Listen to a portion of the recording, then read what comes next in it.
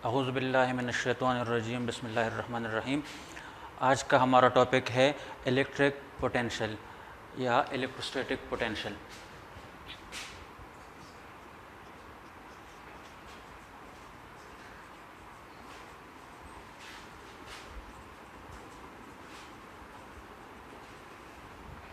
Electric potential, इसके लिए हमें कुछ कॉन्सेप्ट्स की ज़रूरत होगी जो कि हम ऑलरेडी पढ़ चुके हैं। उन कॉन्सेप्ट्स में एक चार्ज हमें चाहिए, टेस्ट चार्ज, कल हमने टेस्ट चार्ज के बारे में पढ़ा है, और एक हमें चाहिए इलेक्ट्रिक फील्ड। इलेक्ट्रिक फील्ड के बारे में भी हमने कल पढ़ा था कि एक ऐसा फील्ड जिसमें एक चार्ज अपनी इन्फ्लुएंस को शो कर सके। तो अगर हमारे पास एक चार्ज है, लेट्स सपोज ये मेरे पास एक चार्ज है, चार्ज को क्यू कैपिटल या स्मॉलर क्यू से ज़ाहिर किया जाता है, और ये उसका इलेक्ट्रिक फील्ड है। हमने पढ़ा था कि इलेक्ट्रिक फील्ड अगर पॉजिटिव चार्ज की वजह से हो तो ये आउटवर्ड डायरेक्शन में होती है,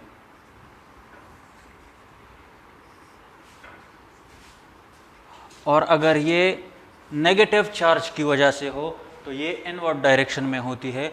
और इन लाइंस को हमने नाम दिया था इलेक्ट्रिक फ्लक्स का।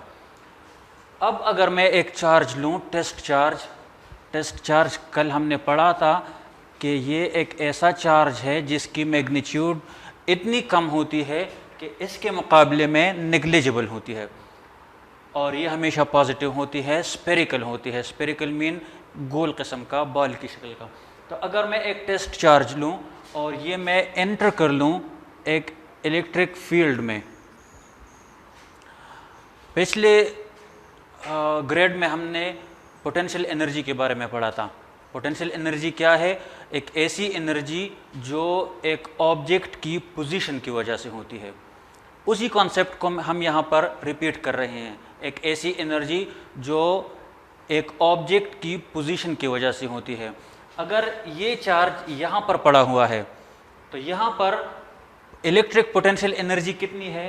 तो इलेक्ट्रिक पोटेंशियल एनर्जी यहाँ पर उतनी होगी जितनी यहाँ पर फोर्स अप्लाई कर रहा है। यहाँ पर इन दोनों के दरमियान कोई इंटरेक्शन नहीं है, इसलिए अगर मैं इसको यहाँ पर मूव कर लूँ, यहाँ पर इस पर कोई असर नहीं होता। लेकिन जब ये यहाँ पर एंटर हो जाए,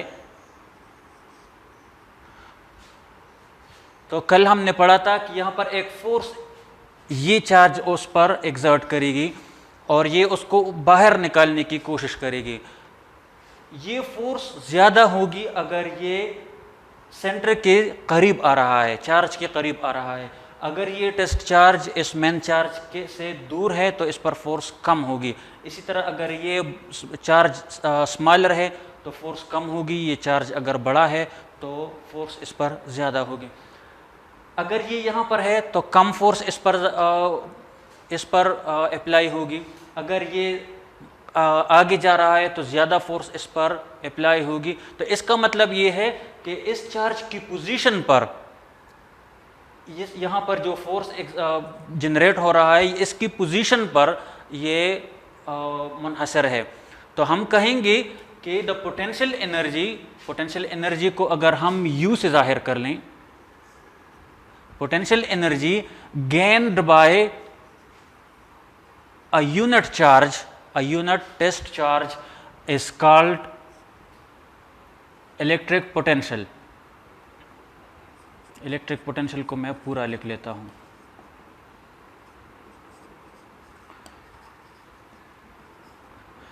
electric energy, potential energy gained by a unit test charge is called electrostatic potential या इलेक्ट्रिक पोटेंशियल। अब अगर मैं इलेक्ट्रिक पोटेंशियल को V से जाहिर कर लूँ, V, तो इसके लिए हमारे पास फॉर्मूला हो जाएगा potential energy gained by a unit charge. ये हमारे पास फॉर्मूला है इलेक्ट्रोस्टैटिक पोटेंशियल के लिए। इसको हमने V से जाहिर किया है क्योंकि इसको हम वोल्टेज भी कहते हैं। इलेक्ट्रोस्टैटिक पोटेंशियल को हम वोल्टेज भी कहते हैं, और वोल्टेज चूंकि V से जाहिर होता है इसलिए हमने यहाँ पर इसको V से डिनोट किया हुआ है। तो V is equal to U divide by Q naught. U potential energy है, और हमने पिछले ग्रेड में कहा था कि जब इफ़िशेंसी 100% हो तो वर्क डन और एनर्जी काइनेटिक हो या पोटेंशियल हो तो वो दोनों इक्वल होते हैं। Work done is equal to energy if efficiency of a system is 100%। तो यहाँ पर हम U की जगह W भी लिख सकते हैं। तो ये फॉर्मूला फिर इस तरह बन जाएगा, V इज इक्वल टू इसकी जगह W, where W is the work done by this charge on this charge divided by Q naught। इसके लिए हमने यहाँ पर कोई भी पॉइंट शो नहीं किया। इसका मतलब ये है कि ये किसी भी पॉइंट पर हो सकता है। अगर हम इस पॉइंट पर लें तो यहाँ पर जब ये पड़ा हुआ है तो इसके साथ पोटेंशियल एनर्जी कितनी है? पोटेंशियल एनर्जी ये उस वक्त गेन करेगा जब ये इस बाउंड्री के अंदर जाएगा। जब ये बाउंड्री से बाहर है, इलेक्ट्रिक फील्ड से बाहर है, तो ये अगर यहाँ पर है, यहाँ पर है, वहाँ पर है, जहाँ पर भी है, तो ये पोटेंशियल एनर्जी गेन नहीं कर सकता क्योंकि इन दोनों के दरमियान कोई इंटरेक्शन नहीं होगी। तो यहाँ पर इलेक्ट्रिक पोटेंशियल या वोल्टेज कितनी है? 0 है। यहाँ पर कितनी है? 0 है। और इस पॉइंट को हम इन्फिनिट कहेंगे। इन्फिनिट इसलिए कोई भी पॉइंट जो इसकी इन्फ्लुएंस से बाहर हो उसको हम इन्फिनिट पॉइंट कहेंगे। तो ये इन्फिनिट पॉइंट पर है। इन्फिनिट पॉइंट पर वोल्टेज कितनी होगी या इलेक्ट्रिक पोटेंशियल कितनी होगी? 0 होगी। इस पॉइंट पर कितनी होगी? तो उसके लिए फिर हमें मालूम करना होगा कि ये Q नॉट कितना है और ये चार्ज कितना है और इलेक्ट्रिक फील्ड इंटेंसिटी कितनी है।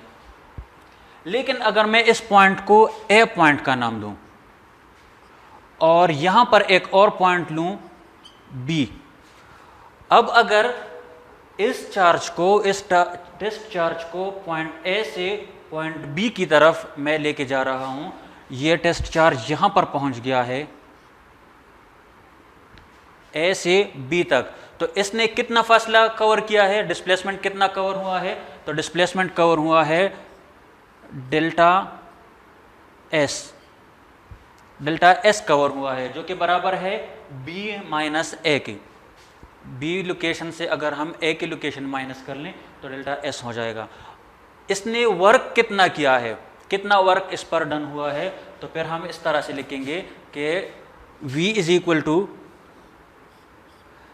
इस W की जगह डेल्टा W, क्योंकि चेंज इन वर्क है यहाँ पर, और Q नॉट अपनी जगह पर। और ये भी याद रखें कि ये V ये तो सिर्फ एक पॉइंट पर था, अब ये चेंज इन वोल्टेज हो जाएगा या चेंज इन पोटेंशियल हो जाएगा। तो यहाँ पर भी हम डेल्टा लिखेंगे। Delta V is equal to delta W divide by Q not.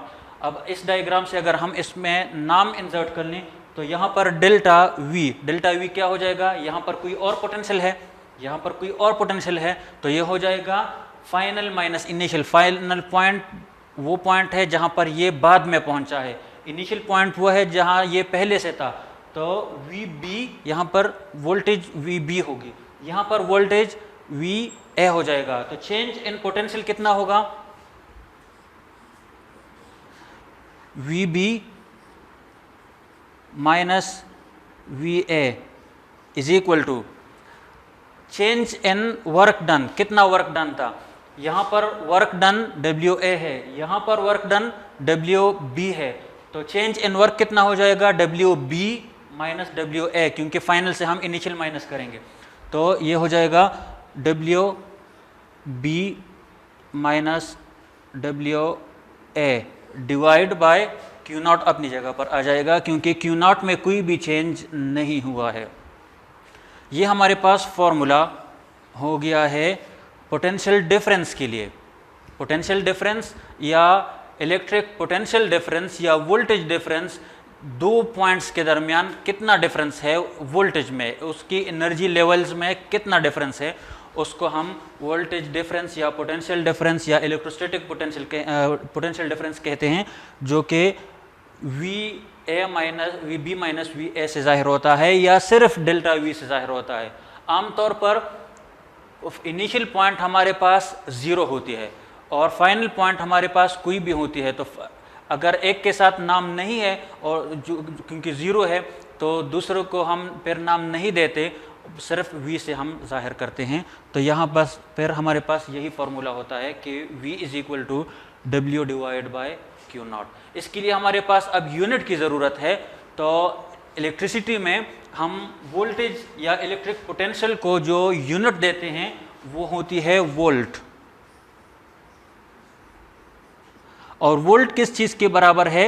Volt बराबर है, यहाँ से हम लेंगे U या W। U और W दोनों का यूनिट हमारे पास जूल है। एनर्जी का यूनिट भी हमारे पास जूल है, वर्क डन का यूनिट भी जूल है। तो जूल पर coulomb, volt is equal two joule पर कूलम।